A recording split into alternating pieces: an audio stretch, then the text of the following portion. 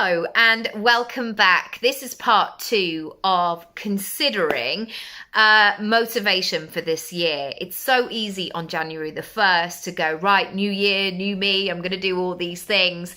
But I tell you what, it is completely normal to very early on into January, either forget about what you're working on, go back on your word, give up when things get hard. I'm not saying this to call you out. I'm saying all of these things happen to me and I have experienced them all. So I want to bring that side to the table. But I also want to give you some tools that you can use, almost like you're going to kind of supercharge yourself and say, right, maybe I just need to think about this in a different way. Because ultimately, whatever it is that you're working on for this year, if it is something brand new or it's a new version of what you've previously done, it's going to require a different version of you. Now, this doesn't have to be like, oh my goodness, like she looks so different. She's cut her hair, she dresses differently, she's moved to the other side of the planet. Like, it doesn't have to be a big life change in that. But when I'm saying this, it's about thinking differently. It's about considering what's possible. It's being open to new ways of doing things and being willing and giving yourself permission to totally and utterly knock your own socks off. So the third thing I want to share, and if you haven't watched part 1, do go back because this will all make a lot more sense if you've seen part 1. But one of the things that has really helped me keep on track is to turn down, and I often think about my brain as like a sound desk. It's about almost feeling, and again, this is not like going, okay, I'm not even feeling or hearing that, forget about it, because I don't think that's good either, like just pushing your feelings away. But it's almost like if you were going into an important client meeting and you'd had a rotten journey on the way. You know that in order to ace that client meeting, you need to turn down the volume of that journey that you've just had because it's not interesting to you, it's not interesting to the client, and in fact, it's getting in the way of all the other things. So I've really taught myself to say, I know it's easy to talk about that bus journey and how they changed drivers and then it broke down and then you didn't get a seat, but actually, let's just turn that down. Let's come into the present moment and think about where we're going next. And when you begin a new habit or you're stretching yourself in a different kind of way, the voices, the thoughts, the feelings, the beliefs can sometimes be really noisy in your head that they almost block out anything else. So it might be, oh, I'm so tired today. Do I really have to do it today? Maybe I could skip a day. I don't even see if I'm making progress. Like all of that stuff. And now what I've learned to do is slowly just turn it down. And you don't have to turn it down and shut it up completely. Just turn it down a little bit so I can hear the other stuff. And the thing that I want to focus on is, how am I going to feel if I do it? How am I going to feel if I do what I say I'm going to do? How am I going to feel if I remain on track and move through that noise? And I tell you what, that has been so powerful because it's almost as you would go through your email box of like, you know, you might be checking your email when you're out and about and you're not technically working. And you might have a bit of a glance of like, okay, that's important. I need to reply to that. Yeah, that's a yes, no answer. These other things, these newsletter subscriptions, whatever they are, they don't need my attention right now. And so what you can do with your thoughts is something similar. What is going to help me to do the thing that I need to do? And I really think about all kinds of sensory things here. Sometimes I use music. Sometimes I use a podcast. Sometimes I use a photograph. I give myself a reward. Sometimes I'll say to my partner, will you make us a cup of tea? So it's ready, like when I get back.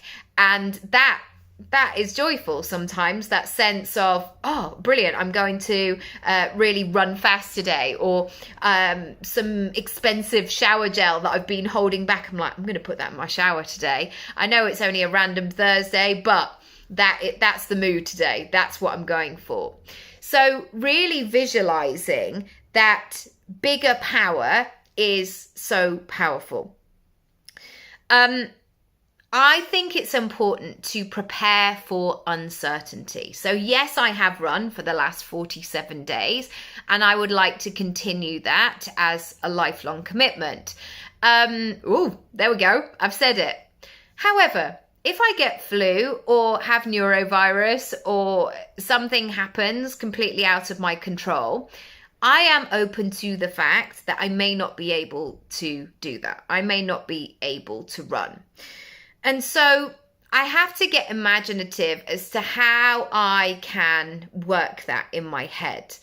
And my main thing is, if I fall off track or if I need a couple of days for whatever it might be, my aim is to then get back on it quickly. Not just say, 6 months ago I was doing this thing. I mean, obviously, if the thing, whatever it is, takes 6 months, sure. But generally, I don't want to be like, oh yeah, I did that thing and I've just never found the motivation. My thing is like, get back on the bike or the run ASAP. And be imaginative and creative in terms of how you do this. And I've really figured out that running in the morning is my thing. That's my preferred time. But there have been days where I've had to do it at 4:30, and in January or December, that's not ideal. That's not when I want to be doing it. But again, going back to how am I going to feel if I actually do the thing, sometimes you've just got to get it done. Which leads me on to my final point. I think that we put so much expectation, or I did, let me talk for myself, expectation on that it's going to feel great every day. And there's so much around the internet about this, like live your dream life or create your dream job and you'll never work a day in your life and all of this stuff. However, I found that some days in terms of the running, and maybe in terms of my work sometimes as well, they're very mundane. They're very run-of-the-mill. Nothing particularly exciting or profound happens. It's just part of the process. And that is fine as well. And one thing that I found is, if I just continue to do it anyway and get it done, the days where, like today, I did a PB, because I'm talking like an athlete, I did a PB, I felt literally all the things that I'd stacked for the last 47 days, and I got that euphoric, oh my goodness, oh, I've got some power in my legs. Oh, I can do this. I can do this. And you will get those days where things feel like they're falling into place. But also you'll get those days which are very lukewarm, and you may be on your soundboard of voices, though that rabble of, it's not working, it's not happening quick enough, look at that person, all that stuff, they're the loudest. So it's a process. It is a process. And I really dislike it when people on the internet just say that it's going to be easy once you've made a decision. I really doubt that. You're always going to get challenges or setbacks or busyness in your head.